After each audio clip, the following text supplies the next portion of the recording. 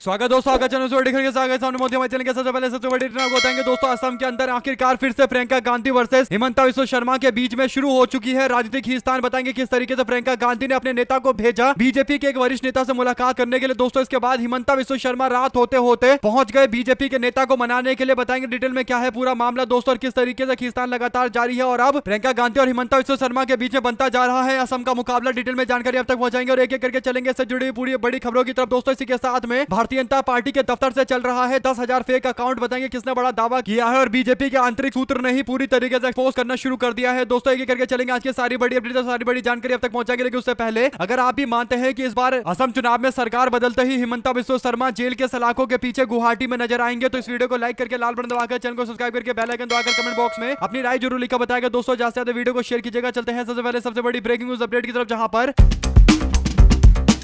Congress party छोड़कर Bharatiya Janata party में जाने वाले प्रद्युत बोरदोलोई को भारतीय जनता पार्टी ने असम के गुवाहाटी के दिसपुर विधानसभा सीट से चुनावी मैदान में उतारा है दोस्तों। और प्रियंका गांधी ने कांग्रेस पार्टी छोड़कर गए सांसद को हराने के लिए, प्रद्युत को हराने के लिए अपने पार्टी की महिला अध्यक्ष मीरा गोस्वामी को मैदान में उतार दिया है दोस्तों। यानी प्रियंका गांधी पूरी कोशिश कर रही है कि बीजेपी में गए कांग्रेस के सांसद जिन्होंने इस्तीफा दे दिया है प्रद्युत को दिसपुर के विधानसभा चुनाव में हराया जाए दोस्तों। इसके लिए कांग्रेस पार्टी के महिला अध्यक्ष को मैदान में उतारा गया है दोस्तों। मीरा गोस्वामी चुनाव लड़ेंगे और बड़ी बात यह है कि यहां से भारतीय जनता पार्टी के जो विधायक है अतुल बोरा, जिनको 1,98,000 वोट मिला था दोस्तों, यानी अपने दम पर चुनाव जीतने वाले, कई चुनाव जीतने वाले अतुल बोरा, जिनका टिकट बीजेपी ने काटकर भारतीय जनता पार्टी में जाने वाले कांग्रेस के सांसद प्रद्युत बोरदोलोई को मैदान में उतारा है। तो अब ऐसे अतुल बोरा जो वर्तमान विधायक है, उन्होंने कांग्रेस पार्टी से संपर्क साधा है दोस्तों और कांग्रेस पार्टी की प्रत्याशी जो प्रियंका गांधी के द्वारा भेजी गई है मीरा गोस्वामी, उनको सपोर्ट करने का ऐलान किया है। और एक ऐसा नेता जो अपने दम पर 1,98,000 वोट लेकर आता था बीजेपी के लिए, अब वो कांग्रेस के साथ में आ गया है। तो दिसपुर की विधानसभा सीट पूरी तरीके से हिल गई है दोस्तों और भारतीय जनता पार्टी का गढ़ माने जाने वाले इस सीट पर पूरे इक्वेशन समीकरण भाजपा के बिगड़ चुके हैं। और आलम यह है कि कांग्रेस पार्टी यहां पर दमदार उम्मीदवार के साथ मैदान में है और समर्थन बीजेपी के वर्तमान विधायक का मिल रहा है जो प्रियंका गांधी पूरी तरीके से समीकरण सेट कर रही थी। इसके बाद बीजेपी के नेता हिमंता बिस्वा शर्मा को समझ में आ गया कि दिसपुर की यह सीट हाथ से निकलने वाली है और ऐसा होगा तो बेइज्जती काफी ज्यादा होगी। और जिस नेता यानी 1,98,000 वोट जिस नेता ने इकट्ठा किया हो और 1,30,000 वोट से चुनाव जीता हो, उस नेता को बीजेपी का कोई भी पूछ नहीं रहा था दोस्तों, यानी अलग थलग कर दिया गया था। लेकिन जैसा ही अतुल बोरा ने कांग्रेस को सपोर्ट किया, वैसे ही बीजेपी के नेता हिमंता बिस्वा शर्मा सारे काम धंधे छोड़कर असम में बीते रात अतुल बोरा से मिलने के लिए पहुंच गए दोस्तों। अतुल बोरा के घर पर पहुंच गए मनाने के लिए, सुझाने बुझाने के लिए कि कृपया कांग्रेस पार्टी को सपोर्ट मत करिए, कांग्रेस को सपोर्ट करेंगे तो दिसपुर की विधानसभा सीट पर भारतीय जनता पार्टी को हार का सामना करना पड़ेगा। और ऐसे में दोस्तों जो बीजेपी के लिए सबसे सुरक्षित सीट मानी जाती है, ऐसी ये सीट है दिसपुर की। और यहाँ पर हंगामा इस तरीके का है कि मुख्यमंत्री को आकर अतुल बोरा से मुलाकात करके उनको मनाने की कोशिश करनी पड़ रही है। और अब जो मीडिया रिपोर्ट आई है दोस्तों, उसके अनुसार अतुल बोरा ने भारतीय जनता पार्टी के नेताओं से साफ तौर पर बोल दिया है कि वो अपने फैसले से पीछे नहीं हटेंगे, यानी कांग्रेस पार्टी के उम्मीदवार मीरा गोस्वामी को सपोर्ट करेंगे। और ये साफ तौर पर इस सीट पर भारतीय जनता पार्टी के कमजोर होने के संकेत है दोस्तों। अगर आप भी मानते हैं कि इस बार मुकाबला असम के अंदर प्रियंका गांधी और हिमंता बिस्वा शर्मा के बीच में चल रहा है दोस्तों, यानी हिमंता बिस्वा शर्मा को अगर लगता है कि उनसे बड़ा कोई राजनीतिज्ञ नहीं है, उनसे बड़ी कोई रणनीति नहीं बनाता, तो प्रियंका गांधी ने पहले ही दिन हिमंता बिस्वा शर्मा को रात के अंधेरे में अपने नेता से मिलने के लिए मजबूर कर दिया है। तो इससे पता चल रहा है दोस्तों कि धीरे धीरे करके बीजेपी के और बड़े विकेट गिरेंगे। और ये तो केवल भाजपा के एक नेता है दोस्तों, बीजेपी के एक और उपाध्यक्ष है जिन्होंने इस सीट पर बगावत कर दी है। और दिसपुर की सीट पर जयंत कुमार दास उपाध्यक्ष ने निर्दलीय चुनाव लड़ने का ऐलान किया है। तो अब बीजेपी वाले अपने लोगों को मनाते रहे, असंतोष लोगों को मनाते रहे, कांग्रेस पार्टी ने पूरे अपने कार्ड खेलने शुरू कर दिए हैं दोस्तों। अगर आप भी मानते हैं कि अब जबरदस्त मुकाबला असम के अंदर देखने को मिलेगा तो अपनी राय जरूर लिखकर बताएगा। चलते हैं एक और बड़ी अपडेट तब, जिसमें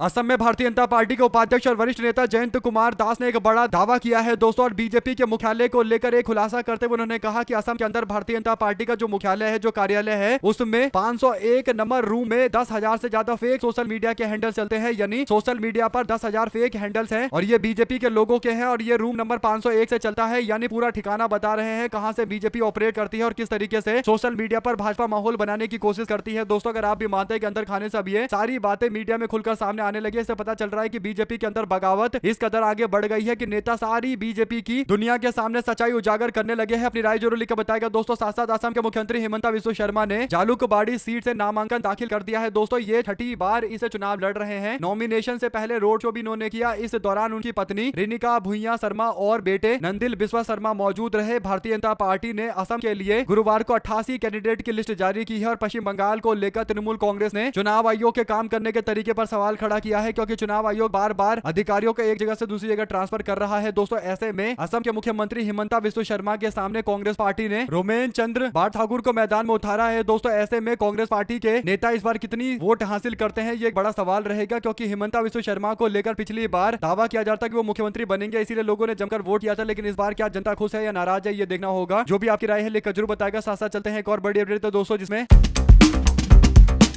पश्चिम बंगाल की मुख्यमंत्री ममता बनर्जी ने तृणमूल कांग्रेस ने एक बड़ा ऐलान किया है। दोस्तों ममता बनर्जी ने लक्ष्मी भंडार योजना के तहत महिलाओं को हर महीने मिलने वाले पैसे में बढ़ोतरी की गई है, यानी 500 रुपए बढ़ाया जा रहा है। मैनिफेस्टो के मुताबिक अगर ममता बनर्जी की सरकार बनी तो बंगाल के अंदर जनरल कैटेगरी की महिलाओं को हर महीने 1500 रुपए मिलेंगे और अभी केवल 1000 रुपए मिल रहा था। दोस्तों SC/ST महिलाओं को 1700 रुपए महीने दिए जाएंगे, जो 1200 था, यानी इसमें भी 500 रुपए बढ़ाया जाएगा। ऐसे ही बेरोजगार युवाओं के लिए 1500 रुपए देने का वादा किया गया है। तो बंगाल के अंदर ममता बनर्जी जिन योजनाओं के तहत चुनाव लड़ रही है दोस्तों, उसमें बंगाल की दीदी के नाम से 10 बड़े वादे हैं। पहला, लक्ष्मी भंडार योजना में महिलाओं को पैसा देने की बातें हैं, युवाओं के लिए आर्थिक सहायता की बातें हैं और कृषि बजट में वृद्धि की बात है। 30,000 करोड़ का कृषि बजट, किसानों को, भूमिहीनों को आर्थिक सहायता देने की बात कही गई है। हर परिवार को पक्का घर देने का वादा किया गया है। सभी के लिए आवास सुनिश्चित करने का लक्ष्य रखा गया है। हर घर नल से जल की योजना को भी लागू किया जा रहा है। स्वास्थ्य सेवाओं का विस्तार करने का वादा किया गया है। शिक्षा स्वास्थ्य में सुधार और सरकारी स्कूलों का आधुनिक इंफ्रास्ट्रक्चर, शिक्षा की गुणवत्ता को बढ़ाना और बंगाल को व्यापारिक हब बनाना, ये एक बड़ा वादा है। दोस्तों लॉजिस्टिक, पोर्ट और व्यापार ढांचे का विकास, ग्लोबल ट्रेड सेंटर स्थापित करना, वरिष्ठ नागरिकों के लिए पेंशन सुरक्षा और सभी पात्र बुजुर्गों को पेंशन का विस्तार, ये सारे बड़े वादे हैं। ऐसे में ममता बनर्जी के इन वादों से क्या समीकरण पूरी तरीके से बदलेंगे, ये एक बड़ा सवाल है। दोस्तों आप लोग की क्या राय है पूरे मामले पर लिखकर जरूर बताएगा। चलते हैं एक और बड़ी अपडेट की तरफ, जिसमें समाजवादी पार्टी के लोगों ने ब्राह्मण समाज के अपमान को लेकर जोर शोर से इस मुद्दे को उठाना शुरू कर दिया है। दोस्तों जो अपडेट है वो ये की समाजवादी पार्टी के पवन पांडे जो पूर्व विधायक अयोध्या के हैं दोस्तों, उन्होंने एक पोस्टर लगाया है। इसमें लिखा हुआ है कि श्राप फलित होगा, ब्राह्मण अवसरवादी नहीं आशावादी है, हमारी आशा घमंडी सत्ता का नाश है, यही हम ब्राह्मणों का शाप है। विशाल पांडे जो पत्रकार है दोस्तों, उनकी ओर से ये जानकारी दी गई है। पवन पांडे पूर्व विधायक अयोध्या, समाजवादी पार्टी की ओर से जगह जगह पोस्टर लगाते हुए इस बात को बार बार दोहराया जा रहा है। पूर्व मंत्री विधायक तेज नारायण पांडे उर्फ पवन पांडे के इस संदेश से कहीं न कहीं सूबे के अंदर राजनीतिक तौर पर तापमान और ज्यादा बढ़ने वाला है। समाजवादी पार्टी ब्राह्मण समाज के लोगों को साथ में लाने के लिए अब अलग अलग तरीके के दावे कर रही है। दोस्तों साथ क्रॉस वोटिंग के आरोप के बीच में कांग्रेस पार्टी के द्वारा नोटिस जारी होने के बाद रतिया से कांग्रेस के विधायक जरनैल सिंह का गुस्सा फूटा है। जो अपडेट है वो ये कि उन्होंने कहा कि आज मेरा दिल टूट गया, मैं 20 सालों से हुड्डा का वफादार रहा, हुड्डा की पकड़ कमजोर ना हो इसके लिए मैंने तात्कालिक प्रदेश अध्यक्ष अशोक तंवर और कुमारी सैलजा से लड़ाई लड़ी, लेकिन आज हुड्डा की ओर से उन्हें बदनाम किया जा रहा है। जरनैल सिंह ने कहा कि कांग्रेस के प्रत्याशी को मैंने वोट डाला था, मैं कांग्रेस पार्टी का सच्चा सिपाही हूं, मैंने कांग्रेस के खिलाफ राज्यसभा के चुनाव में वोट नहीं डाला, फिर भी मेरे ऊपर आरोप लगाया जा रहा है कि मैंने राज्यसभा के चुनाव में कांग्रेस के खिलाफ वोट किया था। ये बात तो लगभग सबको पता है कि जरनैल सिंह ने कांग्रेस के उम्मीदवार के खिलाफ वोट किया था दोस्तों, लेकिन जरनैल सिंह इस बात को मानने को तैयार नहीं है, क्योंकि उनको पता है कि वो कांग्रेस के बाहर जाएंगे तो उनके भविष्य की सुरक्षा की गारंटी कोई नहीं दे सकता। ऐसे में जरनैल सिंह का यह दावा है कि उनके साथ बुरा किया जा रहा है, गलत बर्ताव किया जा रहा है। देखना यह है कि कांग्रेस पार्टी ने इनको नोटिस दिया है अनुशासनहीनता का, अगर ये उस नोटिस का जवाब सही तरीके से नहीं दे पाए तो फिर इनके खिलाफ कार्रवाई भी हो सकती है। आप लोग की क्या राय है लिखकर जरूर बताएगा। साथ साथ चलते हैं एक और बड़ी अपडेट दोस्तों, जिसमें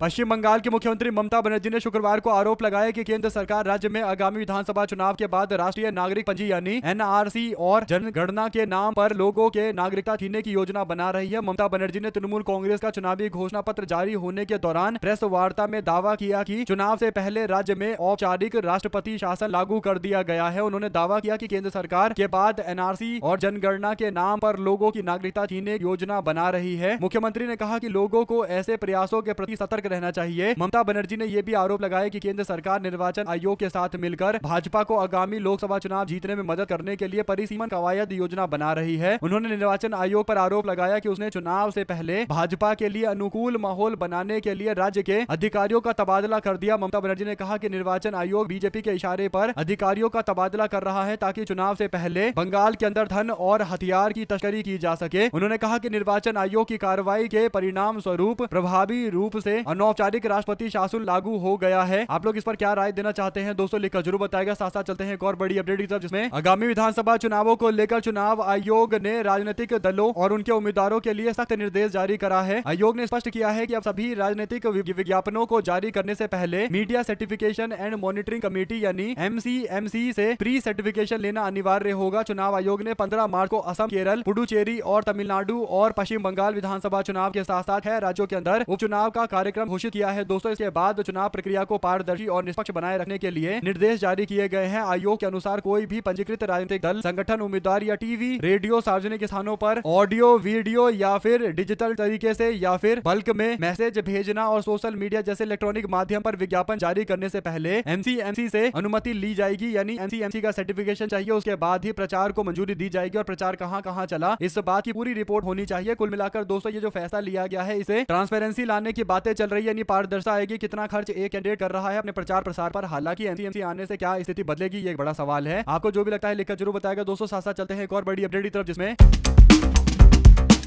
बंगाल के विधानसभा चुनाव पर शिवसेना के नेता संजय राउत ने एक बड़ा बयान दिया है दोस्तों। संजय राउत ने कहा कि ममता बनर्जी को पश्चिम बंगाल में हराना मुश्किल ही नहीं नामुमकिन है। उन्होंने कहा कि बंगाल में ममता बनर्जी को हराना नामुमकिन है। उन्होंने नरेंद्र मोदी और अमित शाह को निशाने पर लेते हुए कहा कि इन लोगों को मालूम है कि ममता बनर्जी को नहीं हरा सकते, इसीलिए बीजेपी बंगाल के अंदर तमाम कोशिश कर रही है कि कैसे ममता बनर्जी को हराया जाए। शिवसेना यूवीटी के नेता कहते हैं कि पश्चिम बंगाल का पूरा कंट्रोल बीजेपी के लोगों ने ले लिया है। चीफ सेक्रेटरी का, डीजी का और कमिश्नर का ट्रांसफर किया गया है। इसे क्या होगा भाई, और राज्य में क्यों नहीं हो रहा है ये, यानी दूसरे राज्यों के अंदर क्यों नहीं हो रहा, केवल बंगाल के अंदर ये इस तरीके की स्थिति क्यों लेकर आ रहे हैं, जिसमें बड़े बड़े अधिकारियों पर पूरा कंट्रोल किया जा रहा है। क्योंकि बंगाल, इनको पता है कि इनके हाथ नहीं आएगा। बंगाल पर ममता बनर्जी का दबदबा है। बंगाल में आम जनता ममता बनर्जी के साथ चलती है और इसीलिए ममता दीदी को हराने के लिए, जनता के बीच में उनकी लोकप्रियता को कम करने के लिए ममता बनर्जी के खिलाफ साजिश रची जा रही है और इसीलिए अधिकारियों पर पूरी तरीके से कंट्रोल किया जा रहा है। लेकिन ममता हिरनी है और वो कभी इस तरीके के मामले पर कभी भी हारी नहीं है। तो अब भारतीय जनता पार्टी वाले लगातार कोशिश करते रहे, आखिरकार उनको फिर से हारना पड़ेगा। पश्चिम बंगाल में ममता बनर्जी का गढ़ था, है और रहेगा। संजय राउत के साथ साथ अरविंद केजरीवाल भी ममता बनर्जी के साथ में आकर खड़े होते हुए नजर आए दोस्तों। जिस तरीके से अधिकारियों के मामले में एक के बाद एक जगह ट्रांसफर वगैरह चल रहे हैं, तो कहीं ना कहीं विपक्ष भी पूरी तरीके से समझ रहा है कि कितना गंदा खेल है पूरे बंगाल के अंदर चल रहा है। साथ साथ दोस्तों एलपीजी के संकट के बीच में जोमेटो ने आम लोगों को एक बड़ा झटका दिया है दोस्तों। अब ऑनलाइन खाना भी महंगा कर दिया गया है, यानी फूड डिलीवरी प्लेटफॉर्म जोमेटो ने आम लोगों को तगड़ा झटका दिया है। जोमेटो ने प्लेटफॉर्म फीस में 19.2% के आसपास और 2.40 रुपए के आसपास ऑर्डर पर इजाफा कर दिया है दोस्तों। ये जानकारी ऐप के लेटेस्ट बिलिंग डेटा से प्राप्त हुई है, यानी अब सामान लोग जो मंगा कर खाते थे दोस्तों वो भी अब महंगा हो गया है। खाना भी अब ऐप बेस्ड खाना भी महंगा हो गया है, क्योंकि सामान महंगे हो गए हैं। डीजल पेट्रोल अगर महंगा होगा तो डीजल पेट्रोल की गाड़ियों में भर भर कर ही फल फ्रूट सब आते हैं दोस्तों। ऐसे में एलपीजी का सिलेंडर भी महंगा हो रहा है और खाने पीने के सामान भी महंगे हो रहे हैं और महंगाई कहीं ना कहीं आम आदमी की कमर एक बार फिर से तोड़ रही है। इसे पता चलता है कि बीजेपी सरकार ने ईरान और इजराइल के मामले को लेकर तैयारी उस तरीके से नहीं की थी जिसकी उम्मीद लोग कर रहे थे। आप लोग जो भी कहना चाहते हैं लेकर जरूर बताएगा, ज्यादा से ज्यादा वीडियो को शेयर कीजिएगा दोस्तों। इसी के साथ में असम में बीजेपी की सूची आने के बाद अब नेताओं का असंतोष यानी नाराजगी सबके सामने उजागर होने लगी है। बीजेपी के नेता खुलकर हिमंता बिस्वा शर्मा के खिलाफ आवाज उठाने लगे हैं दोस्तों। बीजेपी के पुराने नेताओं ने एक अलग से बैठक भी बुलाई है। जो अब अपडेट है वो ये कि मनोज धानोवर उन्होंने कहा है कि मुझे लोगों पर 100% विश्वास है और इसीलिए मैं अपने लोगों की एक बैठक बुलाने जा रहा हूं। ये बैठक बुलाकर मैं आगे आने वाले दिनों को लेकर रणनीति तय करूंगा। हिमंता बिस्वा शर्मा जो भारतीय जनता पार्टी के सर्वोसर्वा नेता है दोस्तों, असम के अंदर उनको लग रहा था कि वो बीजेपी पर पूरा कंट्रोल कर लेंगे, लेकिन क्योंकि कांग्रेस पार्टी से आए हुए नेता है, यानी बीजेपी के नेताओं के लिए, पुराने नेताओं के लिए तो हिमंता बिस्वा शर्मा एक बाहरी नेता है। इसीलिए हिमंता बिस्वा शर्मा को लेकर भाजपा के अंदर आवाजें और ज्यादा बुलंद होती है, क्योंकि सबको पता है कि बाहर से आकर इस नेता ने हमारे पूरे पार्टी को कब्जा कर लिया और इस बात को कोई स्वीकार कर नहीं सकता। और इसीलिए नेताओं ने अलग से बैठकें बुलानी शुरू कर दी है। कईयों ने बगावत करके मैदान में उतरकर फैसला लिया है कि वो चुनाव लड़ेंगे। कुछ लोग बोल रहे हैं कि हम दूसरी पार्टी से आएंगे लेकिन चुनाव जरूर लड़ेंगे। तो हिमंता बिस्वा शर्मा का गेम धीरे धीरे करके असम के अंदर पूरी तरीके से फंसता जा रहा है दोस्तों। आप लोग अपनी राय जरूर लिखकर बताएगा। साथ साथ चलते हैं एक और बड़ी अपडेट की तरफ, जिसमें 5 बार विधायक और पूर्व सांसद अतीक अहमद और उनके भाई अशरफ की 15 अप्रैल 2023 में पुलिस कस्टडी में मीडिया के कैमरों के सामने हत्या कर दी जाती है दोस्तों। पूरे देश ने लाइव देखा कि कैसे गोली चलाई गई और कैसे हत्या की गई। हमलावर फर्जी मीडिया बनकर आए थे और नजदीक से उन्होंने गोली मारी। सवाल सबसे बड़ा यह है कि धुरंधर 2 मूवी में इस पूरे प्रोपेगेंडा को दिखाया गया है दोस्तों, यानी पाकिस्तान से लिंक था पूर्व सांसद अतीक अहमद का, जो 5 बार विधायक और कई बार सांसद रहे। सोचिए अगर कोई व्यक्ति पाकिस्तान से लिंक है, जिसके वो व्यक्ति देश के पार्लियामेंट के अंदर पहुंच रहा है और देश के पार्लियामेंट को नहीं पता है कि इसके पाकिस्तान से लिंक है, तो इसे साफ तौर पर समझा जा सकता है दोस्तों कि किस तरीके का ये प्रोपेगेंडा मूवी बनाया गया है धुरंधर 2, जिसमें अतीक अहमद को पाकिस्तान से जुड़े हुए बताए जा रहे हैं। अगर आप भी मानते हैं कि एक मृतक व्यक्ति की छवि खराब की जा रही है और ये साफ तौर पर एक संकेत है कि भारतीय जनता पार्टी के प्रोपेगेंडा के आधार पर आजकल फिल्में बन रही है दोस्तों। ऐसे में धुरंधर 2 मूवी के सीन को लेकर अब लोग सवाल खड़ा कर रहे हैं कि भाजपा सरकार से सवाल पूछना चाहिए कि आखिर कोई व्यक्ति जो पूर्व सांसद है, पूर्व विधायक है, उसकी हत्या दिन दहाड़े भी सड़क पर कर दी जाती है और इस पर बीजेपी सरकार से सवाल पूछना चाहिए। सवाल सवाल ये होना चाहिए कि इतनी भारी पुलिस सुरक्षा के बीच में ये चूक कैसे हो गई कि कोई व्यक्ति अपने आप को मीडिया वाला बताकर आकर एकदम पॉइंट ब्लैंक गोली चला देता है। इंटेलिजेंस का क्या कोई इनपुट नहीं था? जिम्मेदारी किस स्तर पर तय होगी? ये बड़े सवाल है। इन सवालों की जगह नोटबंदी और उसके बाद पाकिस्तान से लिंक का दावा करते हुए इस हत्या को ग्लोरीफाई यानी इस हत्या को बढ़ा चढ़ाकर दिखाया जा रहा है और कहीं ना कहीं इस हत्या की तारीफ की जा रही है फिल्म के माध्यम से। दोस्तों, इससे पता चलता है कि फिल्म कैसे प्रोपोगेंडा की तरह बनाई गई है, यानी भारतीय जनता पार्टी को सही तरीके से दिखाने के लिए और नोटबंदी जो इतना बड़ा देश के खिलाफ साजिश था उसे सही बताने की कोशिश की जा रही है। अगर आप भी मानते हैं कि धुरंधर 2 फिल्म पूरी तरीके से प्रोपोगेंडा है और आप लोग जानते हैं कि इस पार्टी के लिए पूरा प्रोपोगेंडा तैयार किया गया है, लिखकर जरूर बताएगा दोस्तों। साथ साथ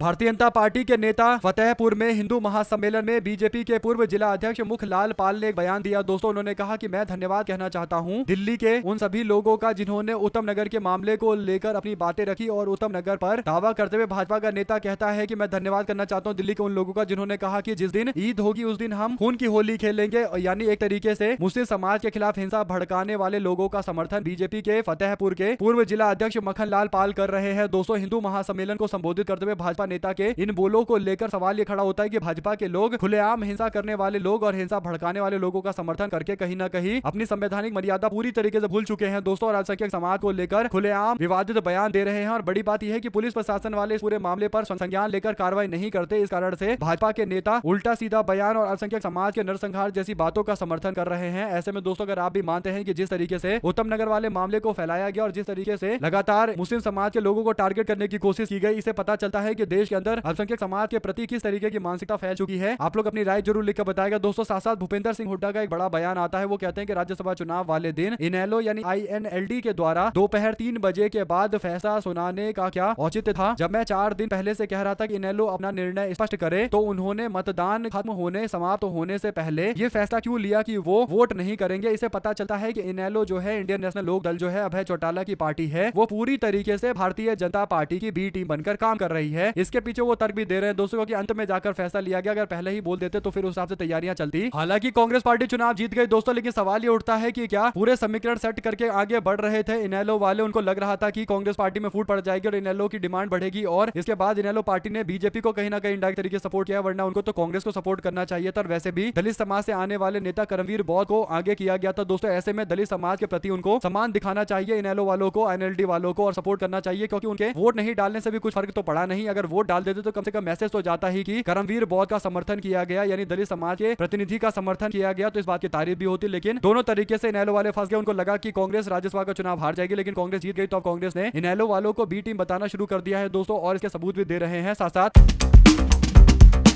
भाजपा सरकार के संरक्षण में प्रदेश भर में हो रही अफीम की खेती का पर्दाफाश जारी है दोस्तों। अब रायगढ़ के तमनार थाना क्षेत्र के अंदर आमा घाट में अफीम की खेती पकड़ी गई है। जिस तरीके से प्रदेश भर के अंदर सूखे नशे का कारोबार बढ़ता जा रहा है, ये घातक है। मुख्यमंत्री और गृह मंत्री की चुप्पी बताती है कि इस खेल का असली सरगना कौन है। भूपेश बघेल ने छत्तीसगढ़ के अंदर भारतीय जनता पार्टी के नेता के फार्म हाउस में मिले करोड़ों रुपए के अफीम के मामले को लेकर सवाल खड़ा किया दोस्तों। उनका मानना है कि ये कोई एक जगह नहीं बल्कि कई जगह पर, और ये सिलसिलेवार तरीके से चल रहा है, यानी पूरे छत्तीसगढ़ को नशे में धकेलने, सूखे नशे के प्रचार को लेकर एक अभियान है और इसमें कई लोगों का फायदा मिल रहा है। खासकर उन लोगों को फायदा मिल रहा है जो लोग बड़ी बड़ी कुर्सियों पर बैठे हुए हैं और मुख्यमंत्री कोई कदम नहीं उठा रहे, तो कहीं ना कहीं मुख्यमंत्री पर भी सवाल खड़ा होता है। वहीं पर असम प्रदेश कांग्रेस के जो अध्यक्ष हैं दोस्तों जुबैर आनम, उनको पार्टी ने मैदान में उतारा है। प्रदेश के उपाध्यक्ष आनंद नारहा को भी विधानसभा चुनाव लड़ाया जाएगा। ऐसे में जुबैर आनम कांग्रेस पार्टी की ओर से चुनावी मैदान में उतारे गए हैं अलगापुर से, और पार्टी के जो उपाध्यक्ष हैं दोस्तों उनको भी चुनाव लड़ाया जा रहा है। आनंद नारहा जो ST रिजर्व सीट है ठाकू खाना की, वहां से, तो ऐसे में कांग्रेस पार्टी अब युवाओं पर ज्यादा भरोसा कर रही है। और जिस तरीके से गौरव गोगोई कांग्रेस को एक नई तरीके से मरने की कोशिश कर रहे हैं, बनाने की कोशिश कर रहे हैं, वो कांग्रेस इस बार असम के चुनाव के बाद और ज्यादा तेजी से उभर कर आएगी। साथ साथ चलते हैं एक और बड़ी अपडेट तब दोस्तों, जहां पर अखिल गोगोई और लुरनजीत गोगोई के साथ साथ गौरव गोगोई तीनों ने एक गठबंधन बनाया है और ये गठबंधन असम के अंदर असम को खुशहाल असम बनाने के लिए एकदम समर्पित होगा। और तीनों पार्टियों ने मिलकर गठबंधन में कई और पार्टियों को बुलाया है, इसमें झारखंड मुक्ति मोर्चा और PIM पार्टी भी साथ में ज्वाइन करने के लिए तैयार दिखाई दे रही है दोस्तों। तो पूरी तरीके से गठबंधन असम के अंदर तैयार हो चुका है। आने वाले दिनों के अंदर कांग्रेस पार्टी जबरदस्त तरीके का मुकाबला करती हुई नजर आई, क्योंकि साथी भी साथ में तैयार हो गए हैं और तीनों गोगोई के साथ में आने के बाद से समीकरण कांग्रेस पार्टी के लिए और अच्छे बनेंगे। आप लोग इस पूरे मामले में अपनी राय जरूर लिखकर बताएगा दोस्तों। अगर आप भी मानते हैं कि धीरे धीरे करके असम के अंदर भारतीय जनता पार्टी के कई और बड़े विकेट गिरेंगे और इसी तरीके के नतीजे देखने को और मिलेंगे। हमारे साथ लगातार जुड़े रहने के सभी दोस्तों, भाइयों, बहनों, मित्रों का बहुत बहुत धन्यवाद। देख रहे थे आपका अपना चैनल जय हिंद जय भारत। ज्यादा से ज्यादा वीडियो को शेयर कीजिएगा ताकि पूरी अपडेट आप लोग तक लगातार आगे भी इसी तरीके से पहुंचाते रहे। जय हिंद जय भारत।